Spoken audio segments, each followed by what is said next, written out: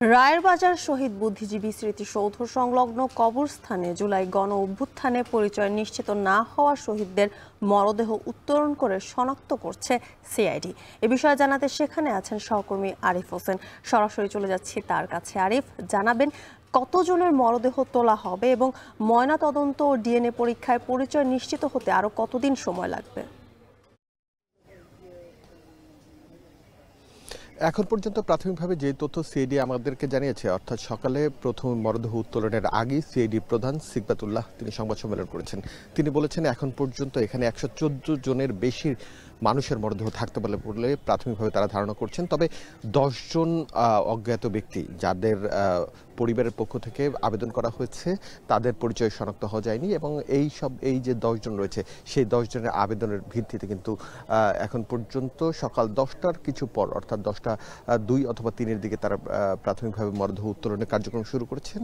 এটি আন্তর্জাতিক যে নিয়ম রয়েছে সেই নিয়ম মেনে এই মরদেহ উত্তোলন প্রক্রিয়া চলছে এখানে, এটা আমাদেরকে জানিয়েছেন ডিবির প্রধান। তিনি জানিয়েছেন বিশ্বের যারা ফরেন্সিক এক্সপার্ট রয়েছেন তাদের মধ্যে লুইস নামে একজন ব্যক্তি রয়েছেন, তিনি তার 40টি দেশের মরদেহ উত্তোলন এবং এই সংলগ্ন এক্সপিরিয়েন্স রয়েছে। তাকে বাংলাদেশে এনে তিনি বিভিন্ন পর্যায়ের যারা গোরখোদক থেকে শুরু করে যারা মরদেহ উত্তোলন করবেন, যারা ফরেন্সিক কালেক্ট করবেন এবং যারা এটি বিশ্লেষণ করবেন সবাইকে কিন্তু একটি প্রশিক্ষণের মধ্য দিয়ে যেতে হচ্ছে যাতে আন্তর্জাতিক যে মানদণ্ড রয়েছে সেটি কোনোভাবেই ভাঙা না হয়। আমরা ইতিমধ্যেই দেখছি যে মরদেহ উত্তোলনের যে প্রক্রিয়া সেটি শুরু হয়ে গিয়েছে।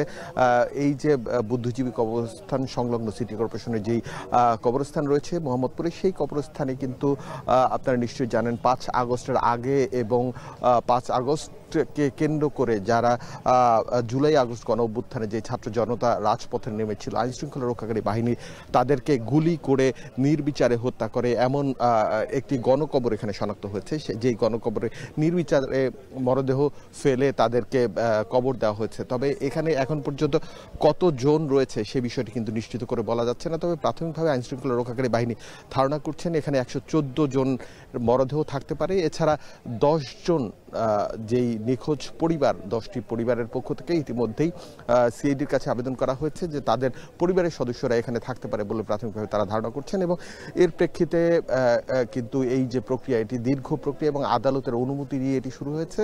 সিআইডির পক্ষ থেকে বলা হচ্ছে যাতে কোনোভাবে আন্তর্জাতিক মানদণ্ডে যে ফরেন্সিক রিপোর্ট দেওয়া হয় তার বিচ্যুতি না ঘটে এবং সেই বিষয়গুলো তারা দেখে বুঝে শুনে তারপরে এটি সংরক্ষণ করার চেষ্টা করছেন। তবে কতদিন নাগাদ লাগতে পারে পরিচয় শনাক্তের সে বিষয়টি কিন্তু নির্দিষ্ট করে বলতে পারছেন না। তার একটি কারণ হলো ইতিমধ্যেই 1 বছরের বেশি সময় পার হয়ে গিয়েছে এবং মরদেহগুলোর যেই শরীরের টিস্যু সেটির অধিকাংশই নষ্ট হয়ে গেছে। সেক্ষেত্রে বোন অর্থাৎ হাড্ডির কিছু অংশ নিয়ে তারা গিয়ে এটি শনাক্ত করার চেষ্টা করছেন বলে প্রাথমিকভাবে আমাদেরকে জানানো হয়েছে।